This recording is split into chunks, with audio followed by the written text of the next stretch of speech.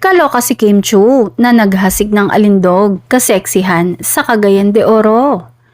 Todo giling si Kim habang kumakanta, suot ang super sexy na outfit na ibang-iba sa usual outfit na sinusuot umano nito.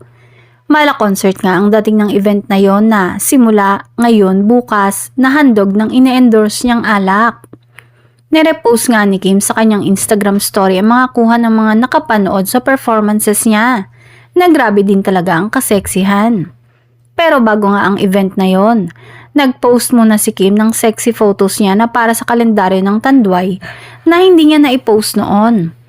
At syempre, trending at maraming komento ang mga sexy photos na yun ni Kim. Madami pa palang hindi na ipapaskil sa mga pader ng ABS-CBN bestie. Hirit ni Darren Espanto.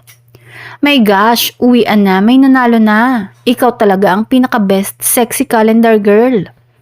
Dagdag pa, wala na, tinapos na ni Kimi ang laban. Ang kaseksihan na pwedeng pumigil sa baha. At syempre, palagi na ay nababanggit ang pangalan ni Paolo Avellino na sabi nga ay miss na si Kim agad-agad at parang napareact pa nga daw ito sa performance ni Kim sa CDO.